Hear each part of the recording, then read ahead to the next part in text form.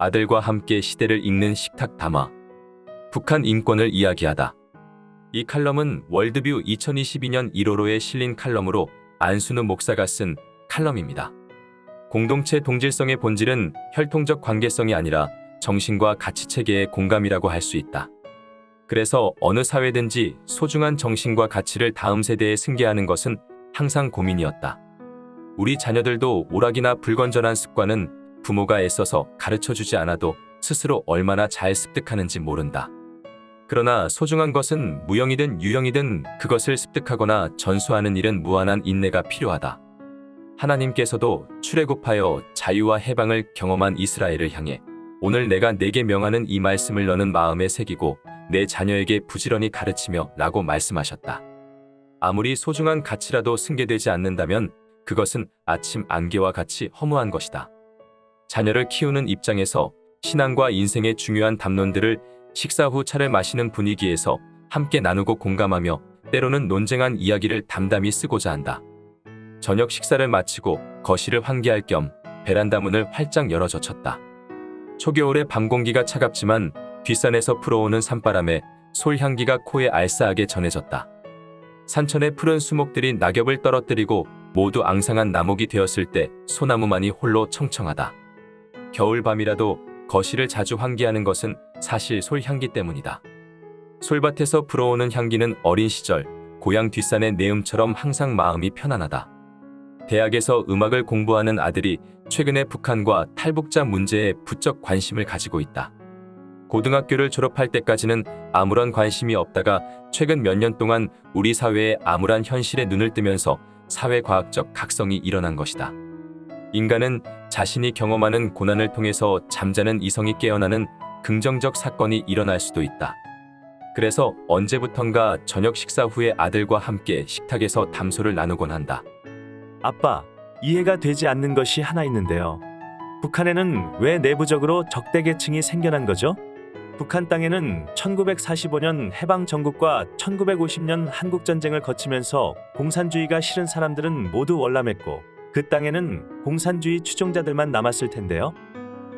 내 말도 일리가 있지만 꼭 그렇다고만 할 수 없단다. 인간 사회는 그렇게 단순한 것이 아니야. 대한민국에 사는 국민이 모두 자유민주주의를 사랑하고 과거 자유당이나 공화당이나 민정당, 한나라당 정권을 추종했다고 생각하니 그렇지 않지? 불평불만을 가진 사람들도 얼마나 많았니? 어떤 사람들은 이 나라를 헬조선이라고까지 부르지 않았니? 세상에는 양지가 있는가 하면 또 음지도 있는 법이란다. 북한도 마찬가지야. 공산주의를 추종하는 사람들만이 모여서 살았을까? 그곳에도 과거 지주들, 자본가들, 월남자 가족들, 일제시대 부역자들, 종교인들도 있었겠지. 그들은 당연히 적대 계층으로 분류되었을 테고 그들과 자녀들은 학교 진학이나 직업 선택, 심지어 결혼에서도 차별을 당했겠지. 실력이 충분한데도 아버지의 출신 성분 때문에 상급 학교를 진학하지 못하고 좋은 직장에도 들어갈 수 없다고 생각해봐. 또 두 사람이 서로 사랑하는데 출신 성분 때문에 결혼할 수 없다면 어디 그게 사람 사는 세상이야?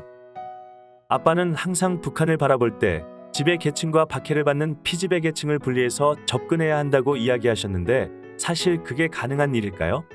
과연 누가 지배를 하고 누가 박해를 받고 있다고 말할 수 있을까요? 그 선이 너무 애매하지 않을까요? 내 말이 맞아. 북녘의 2,500만 동포 가운데 인간으로서 진정한 자유와 해방을 누리며 사는 사람이 과연 얼마나 될까? 400만 노동당원, 290만 평양시민? 아냐, 절대로 아냐. 어쩌면 김정은 혼자. 글쎄, 그도 자유로울 수 없지. 군부 실세들에게 둘러싸여 눈치를 보고 있을 테니까. 그러니까 그 체제에서는 모두가 공포와 억압 속에서 고통을 받는 피해자여 또 모두가 서로 감시와 고발을 하니 가해자라고 볼 수 있지. 아빠, 지금 북한 경제가 국제적 제재로 매우 어려워지고 인민들의 삶이 급속도로 피폐해지고 있는데 어느 사회나 위기를 맞으면 어린아이와 여성, 노인들이 가장 큰 고통을 당하잖아요. 우리는 미국이나 일본과는 입장이 다른데 동포로서 인도적 차원으로 백신을 비롯한 의약품이나 어린아이 이유식 같은 것은 당연히 지원해야 하지 않을까요? 그래, 내 말에도 동감해. 북한 사람들은 헌법상 엄연히 우리 국민이고 우리 동포들이야.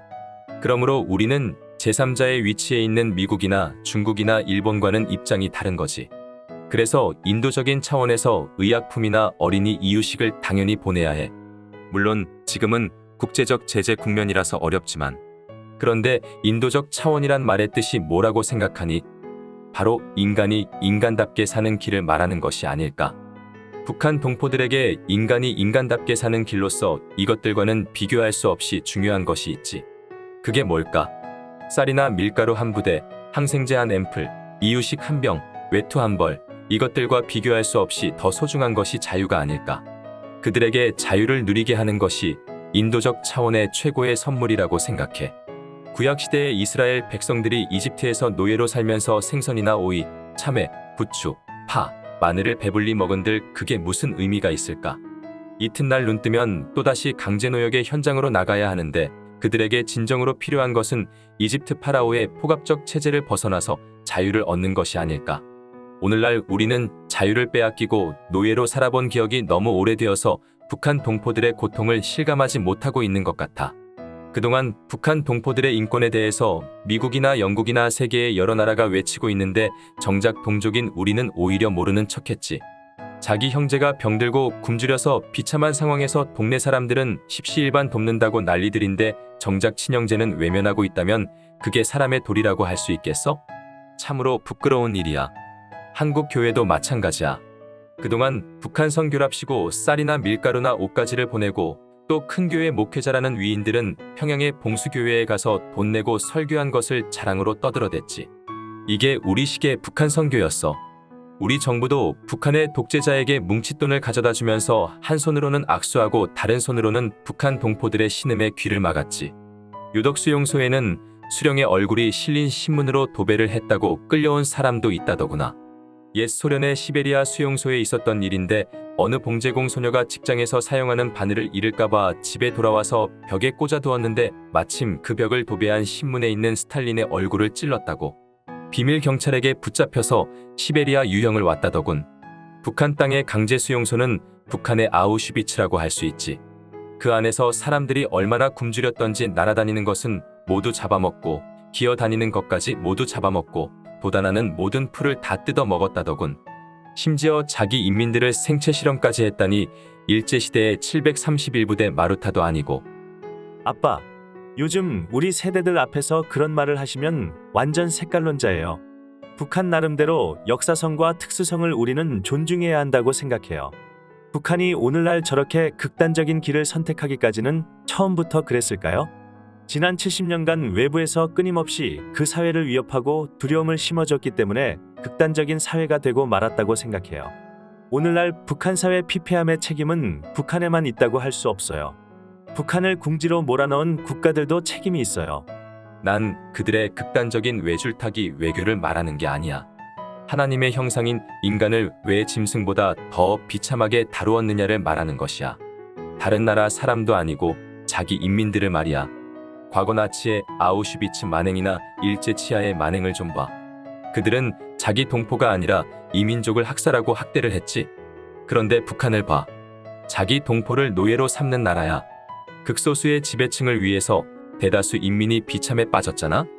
인간 그 자체가 목적이 아니라 수단으로 여기는 것은 국가이든지 교회든지 어떤 집단도 사악한 거야. 넌 알고 있니? 북한을 움직이는 기본 시스템이 뭐라고 생각하니? 바로 감시와 고발이 북한 체제를 움직이는 기본 시스템이야. 북한의 생활총화라고 들어봤니? 인간이 자신의 허물에 대해서 스스로 성찰하고 깨닫고 자기를 교정하고 개선하는 것은 좋은 일이야. 그러나 타인에 의해서 강제된 자아 비판, 그것도 일평생을 그런 삶 속에 던져졌다고 생각해봐. 인간의 양심은 더러운 걸레가 되고 말지. 북한은 어린아이로부터 모든 인민을 조직화했지. 매주 한 차례씩 모여서 하는 생활총화 시간에 자아 비판과 호상 비판, 상호 비판을 한단다. 오늘날 지구상의 어떤 나라도 볼 수 없는 희한한 제도라고 할 수 있지. 가톨릭의 고해 성사도 아니고 자신이 소속된 학교나 직장 조직 앞에서 한 주간의 자기 삶을 당 강령이나 수령의 교시에 비추어서 돌아보고 자기를 스스로 비판하는 것이지. 게다가 자기 조직 안에 다른 사람을 감시하다가 발견한 죄와 허물도 반드시 비판해야 하는 호상 비판은 더욱 잔인하지. 어느 사회나 이웃과의 관계는 기본적으로 사랑과 신뢰인데 북한은 불신과 증오를 양산하는 사회이지. 나는 여자가 아니라서 잘 모르겠는데 집요한 스토커를 당한 여자들의 이야기를 들어보면 일상이 공포와 절망이란다. 보이지 않는 어둠 속에 숨어있는 징그럽고 더러운 괴물 앞에 자신이 먹이처럼 던져진 것 같은 공포심. 이런 공포가 한순간이 아니라 일평생 계속된다고 생각해봐. 자기의 일거수일투족을 항상 누군가 감시하는 눈이 있고 또 대중들 앞에서 신랄하게 비판받는 삶. 그건 조지 오웰의 1984의 세계보다 더 끔찍한 세상이야. 이런 세상은 살아도 사는 게 아니야. 아빠, 김정은은 기회가 된다면 중국처럼 과감한 개혁 개방을 할 수 있을 것 같은데요. 그는 자신의 아버지나 할아버지와 달리 서구 유학의 경험도 있고 자유의 공기와 물을 마셔봤잖아요. 또 무엇보다도 젊으니까 사고가 유연할 것 같은데 외부 세계에서 그를 너무 궁지로 몰아붙이는 것은 현명하지 않다고 생각해요. 나랑 내기할까? 나는 김정은은 중국처럼 절대로 개혁 개방할 수 없다고 생각해. 마오쩌둥이 못한 개혁 개방을 덩샤오핑이 할 수 있었던 것 중 하나가 그는 인민을 속이지 않았고 또 자기 손에 인민의 피를 묻히지 않았다는 것이야. 북한의 정권이 중국처럼 개혁 개방을 할 수 없는 이유가 바로 이것이란다. 우리가 알다시피 북한은 지난 70년간 김씨 3대 세습 통치로 너무나도 많은 사람의 피를 흘린 공포 정치였어. 심지어 자신의 후견인인 고모부나 친형마저도 무참히 죽인 그 죄를 김정은이 어떻게 감당할 수 있을까? 또 탈북자나 기독교인을 비롯하여 적대 계층으로 분류된 인민들을 강제 수용소에서 너무나도 잔혹하게 다루었고 국가 공권력을 사용해 강간, 고문, 낙태, 살해 등 차마 입에도 담을 수 없는 반인륜적인 범죄를 저질렀어. 어떻게 같은 동족을 그렇게 할 수 있을까? 스스로 인간이기를 포기한 그 범죄들은 낱낱이 기록되어야 해. 그리고 외부 자유 세계의 소식을 차단하고 북한이 지상낙원이라고 인민을 속였지. 그 사실이 알려질 때 인민의 타오르는 분노를 어떻게 막아내겠어? 그래서 북한은 절대로 중국이나 베트남식으로 개혁 개방 못한다에 한 표 던지겠어.